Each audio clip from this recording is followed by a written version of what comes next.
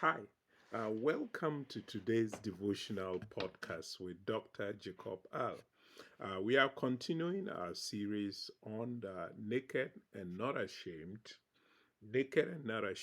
and we are still on the female reproductive system in this our marriage and sexual intimacy series. We are still on the female reproductive system, and the other day we looked at part one of the menstrual cycle, and we did do part one of that. Today we're going to continue with the part two, which is intercourse during menstruation safe? Is intercourse during menstruation safe? That is part two of the menstruation circle of the female reproductive system. And our text once again is taken from Proverbs 139, 13 to 14. Proverbs chapter 139, reading verses 13 to 14. And it says, "You formed me in my innermost being. You knit me together in my mother's womb. I praise you, for I am fearfully and wonderfully made. Marvelous are your works, and I know this very well." Psalm 139, 4:13 to 14. So during any part of the menstrual period, there is no medical reason to avoid intercourse. Most people's concern has been, and that is an answer to the question that is the topic, the title for our today's podcast is intercourse during the menstruation period safe? But as we can see, there is really no uh, medical problem that is known. There's no medical reason to avoid intercourse during the whole period of menstruation. Now, the penetration of the penis or the absorption of menstrual blood causes no harm to the body. Nevertheless, if either the wife finds intercourse repulsive or uncomfortable during this time, then they should amicably avoid having intercourse during this period. And this is very important because this should be an agreement between the couple. Um, there is no literally medical or uh, any known problem that could exist in the act of sexual intercourse during this period of the woman menstruation.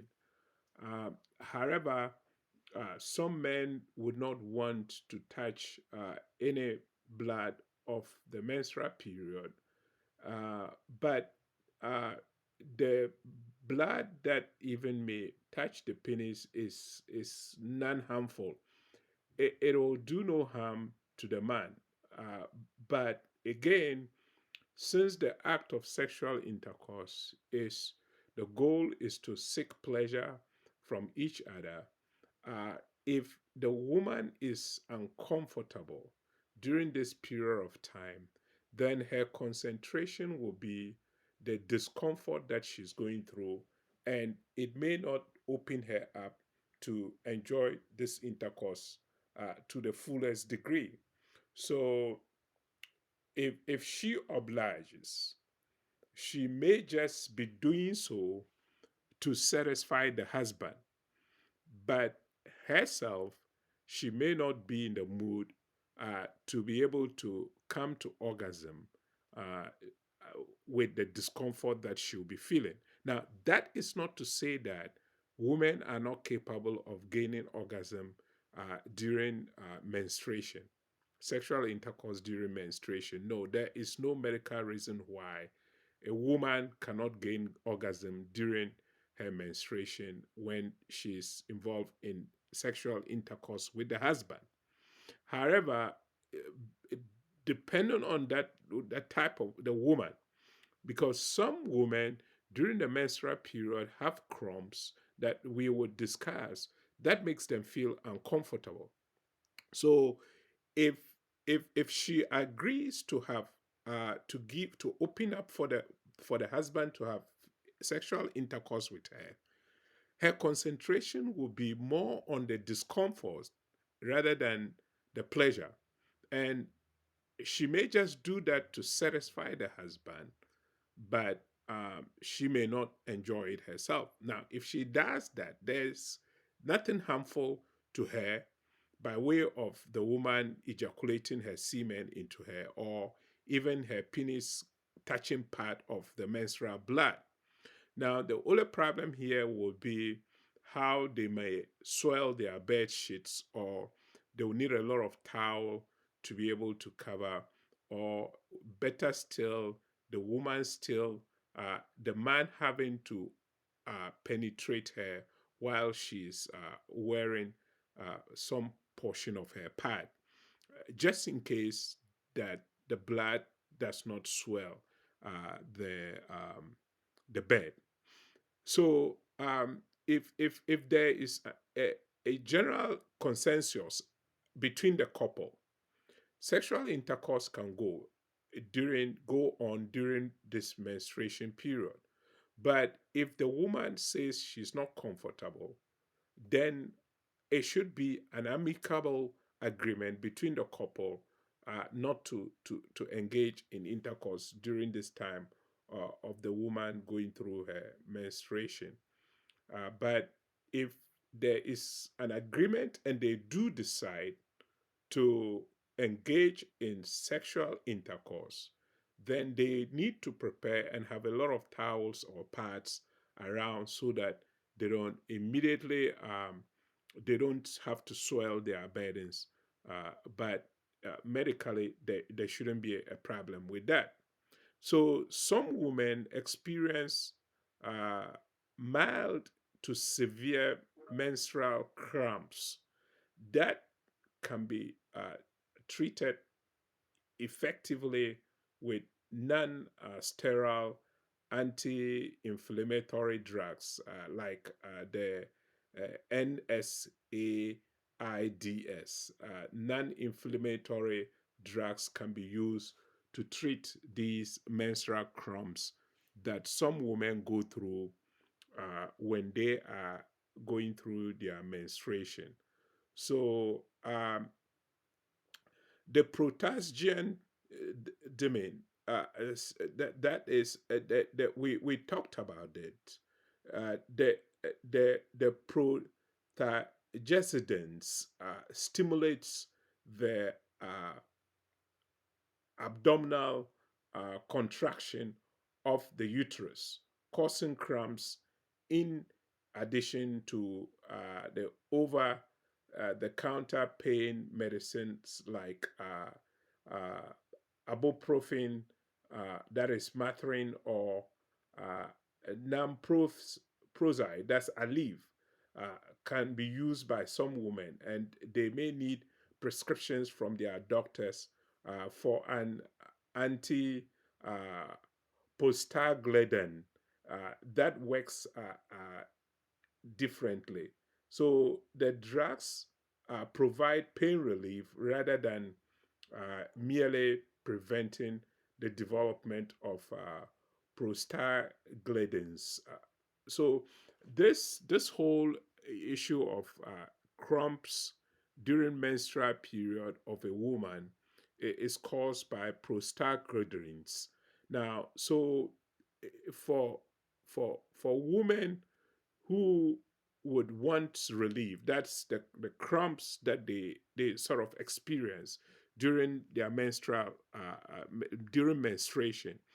There are various drugs that they can ask their doctors to prescribe for them, and those drugs are more of relieving them of the pain rather than stopping the cramps, because it is something that uh, the medicine may not be able to treat to stop, but at least the discomfort that the woman feels, these medicines would be able to help minimize the discomfort and the pain that is caused by the menstrual cramps. So sometimes mothers are worried that using a tampon for menstrual hygiene may destroy their daughter's virginity. However, penetrating by the penis is what destroys innocence and the virginity. Virgins can insect tempers without breaking or stretching the hymen because they are so tiny. So some mothers are worried that in trying to teach their daughters a menstrual hygiene, uh, recommending them to use tempers uh, could break their virginity, but that could not be further from the truth. The tempers are so tiny that uh, they they cannot in any way sort of break or stretch the hymen that covers the frontal part of the vagina, uh, and it's during penetration of a penis that is large enough to be able to stretch or to break that hymen that covers the frontal part of the vagina. And so uh, having to be afraid that recommending hygienic pads, tempers for your young girls to sort of insert, to absorb the blood during menstruation should not be a problem. You should not be afraid that that could stimulate her sexually or even break her virginity. That's a myth. Tempers can never ever break one's virginity or innocence. Obviously, uh, I if even there is any way that probably the tempers is so huge that it does even stretch the hymen, you can still have in your conscience that since you haven't had a human male penetrate you, you are still a virgin. Virginity and the innocence is lost when an actual male penis breaks into the vagina. So if a penis hasn't broken your hymen into your vagina, you should not be worried that you have lost your virginity as a result of using a tampers. So that is why being knowledge is so powerful, and it is important to know these things so you don't unnecessarily get worried and fail to take the necessary steps to maintain hygiene during this period of menstruation. So uh, in response to the mother's question, a temper does not stimulate uh, sexual desire in a girl since most of her sexual sensitive areas are located above in the front of the vaginal opening.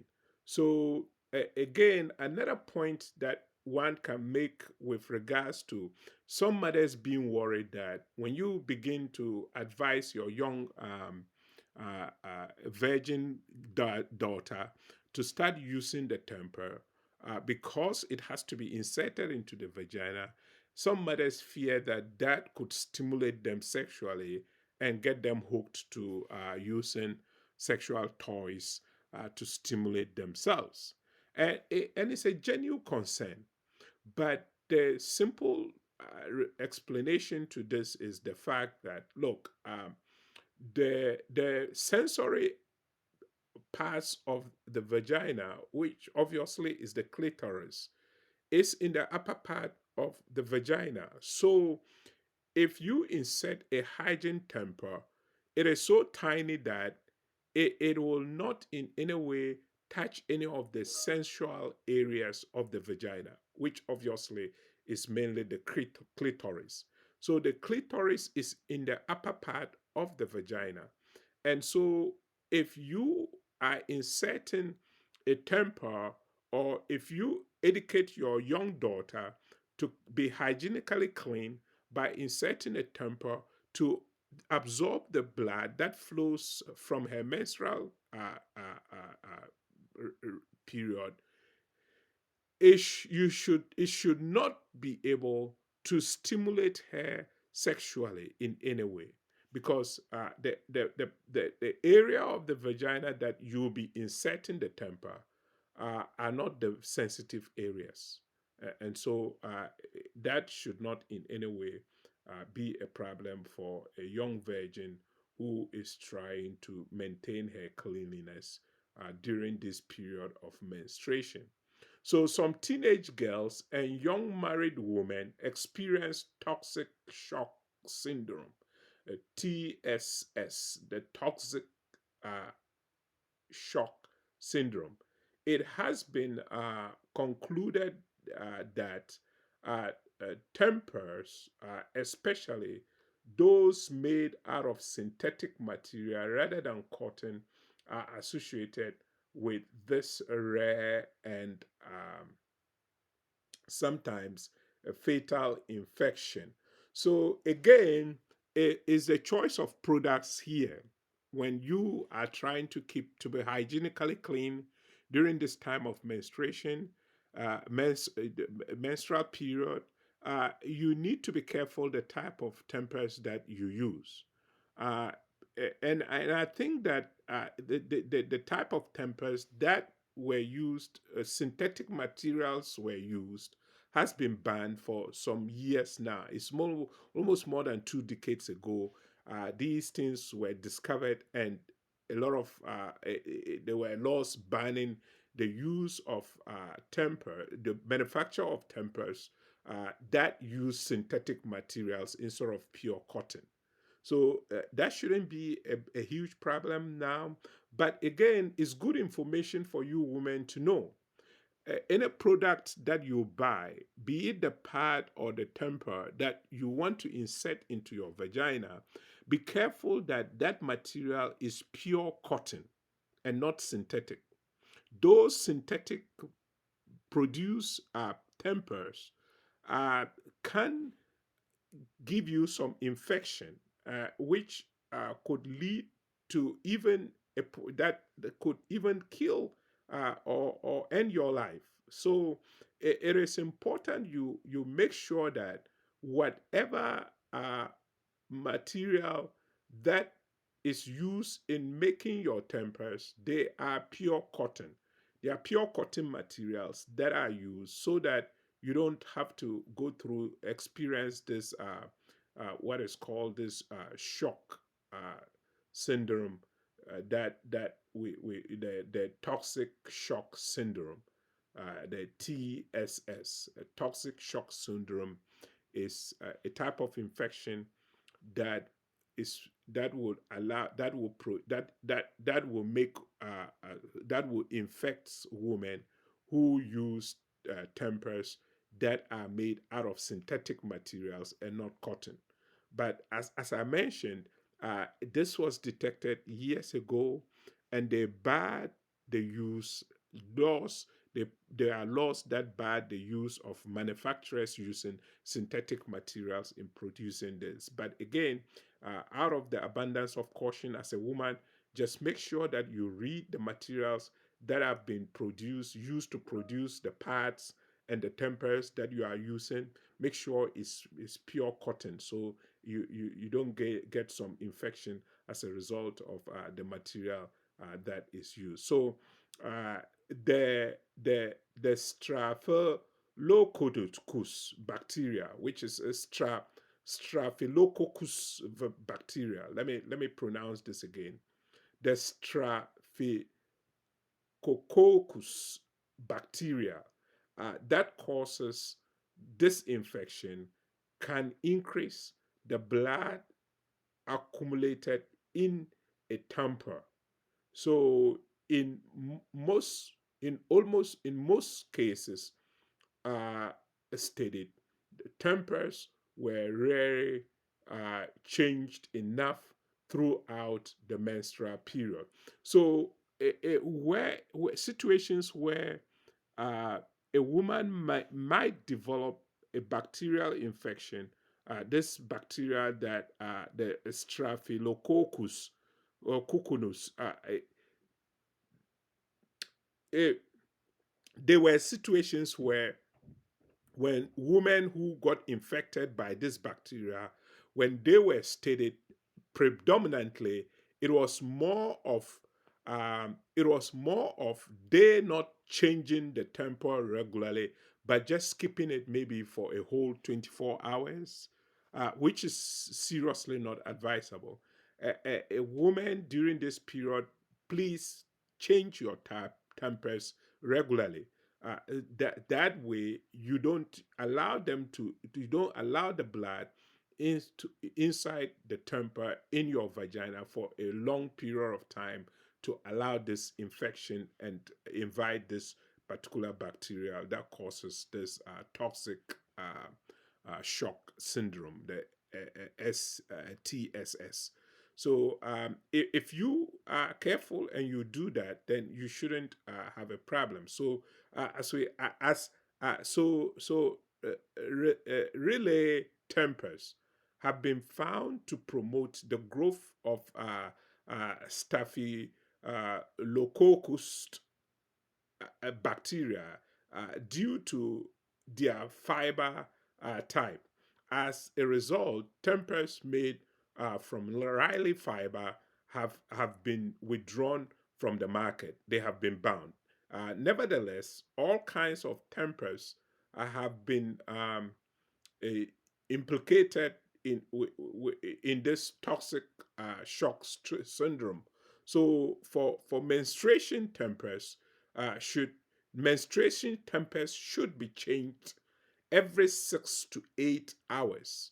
Uh, for for for ninth time periods, a pad should be uh, an alternative to a temper. So, women, this is good information for you. Look, you need to be able to change these tempers that you insert to prevent this bleeding from showing.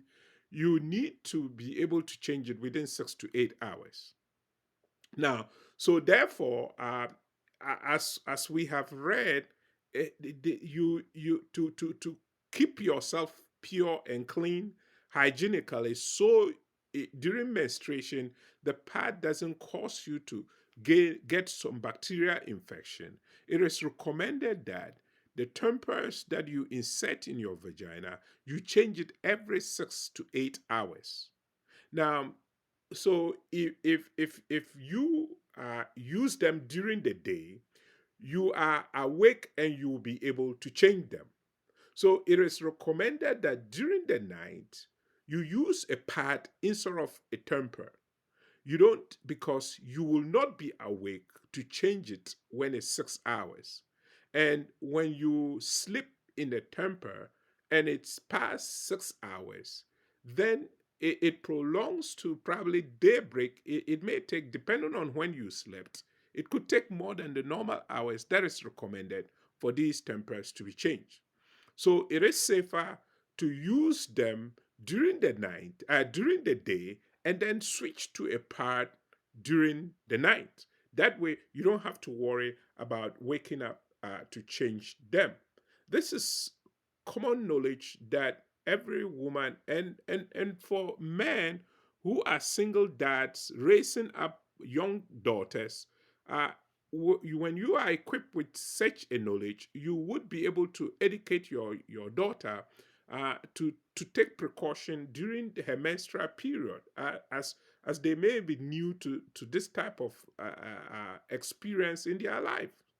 And so this is good information for you to be able to educate your young daughters to be hygienically clean and change these tempers very regularly so they will not get themselves infected by this bacteria. So during the night, you can change to the temper. Women who are menstruating should be able to enjoy any activity that that they typically will do when they are not menstruating. So again, it just depends on the type of cramps that a woman may be experiencing. And believe me, some women do go through serious cramps during their menstruation.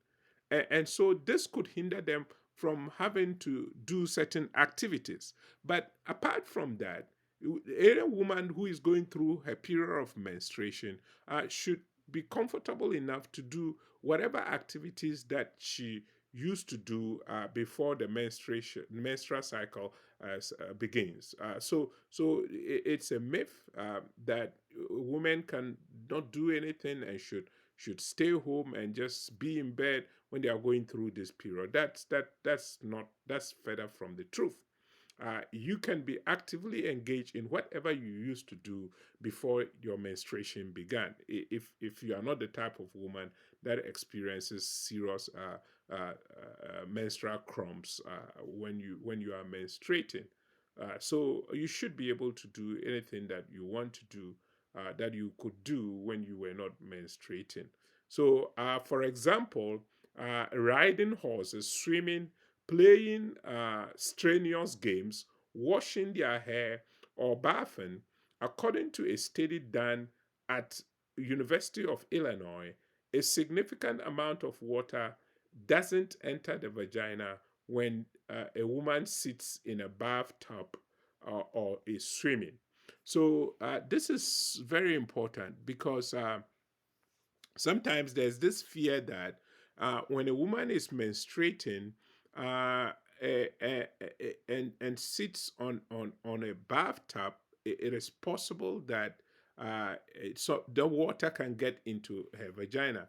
But this study clearly shows that um, during non-menstrual periods, I mean, a woman sitting in a bathtub, the possibility of water seeping into her vagina is very slim. A study has been done on this, and so women should be free to do any of these activities that they did when they were not menstruating. These studies confirms that. But out of an abundance of caution, if a woman wants to stay away from these activities during her menstrual period, that's fine. But the menstruation should not prevent a woman from being active. That's all this study is showing here. You should not use the menstruation period as an excuse not to be active or to do strenuous jobs. Now, however, as I said earlier, if you are the type of woman who suffer severe cramps when you are going through your menstruations, then you want to take care that you don't do things that would sort of elevate or increase your discomfort. Okay, so very good information. And there's still one more that we will look at, one more on the menstrual cycle that is so crucial and important that we'll look at tomorrow. So stay tuned as we look at this so very important period of a woman that can be used to make her fertile or can be used to make her to do effective family planning. So once again, I want to take this opportunity to pray for the women who dread their menstrual periods, because those are periods that they go through a lot of cramps and pain, and it just becomes so discomforting and uncomfortable for them, and they just can hardly do anything during this period. If you are a Christian or you don't know Christ, you invite Christ into your life. We'll pray with you. And we believe that Christ, who created your system so intricately and knit you together, he is able to heal you of those crumbs, those menstrual crumbs that you go through that makes you so uncomfortable that you are unable to do anything. Our God is a healer and He cares about every part of your body. Remember, He knit you together, as our verse said. And so He knows every single part of your body and every activity that takes place in your body. He knows it and He is able to fix it because He created it in the first place. So pray with me. My Lord and Savior Jesus, I thank you for your word today. Thank you for the knowledge that we have gained about this intricate system that you passed me through as a woman to cleanse my uterus. I thank you for that information. Look, I don't know you, so I invite you I confess you as my Lord. Come into my life and change me. This discomfort that I experience during my menstrual period, I submit it into your hands. Heal me completely of it, that it may not be a problem. It will never ever be a problem for me again. In the name of Jesus, I pray.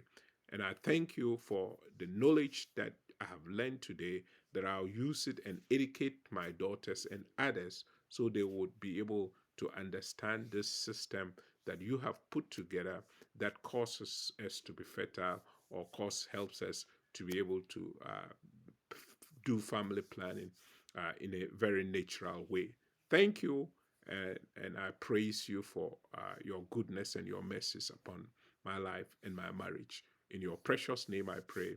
Amen. So, beloved, if you have prayed this prayer, understand that Jesus is able to heal you of that menstrual cramps and make you be able to enjoy sex during even your menstruation. If that's okay with you and your husband, it is something that you should feel free to do, and there's no any medical reason why you cannot do that. Okay, so send me your comments. Put your comments in the comment section. If you are watching this video on YouTube, put your comments in the comment section. Again, I encourage you to subscribe to our YouTube channel. So anytime we upload a new video, you'll get an alert and you have access to it. We'll look at part 3 of the menstrual cycle tomorrow, God willing. Thank you for taking time to listen to today's devotional podcast. God bless. Don't forget to subscribe. Subscribe, click on that button at the right hand corner of what you are viewing right now. There's a red button. Click on it and it will send you to our website so you can subscribe so that each time a video is uploaded, you'll get an alert so you have access to it. Thank you and God bless. Enjoy the rest of your day. Bye.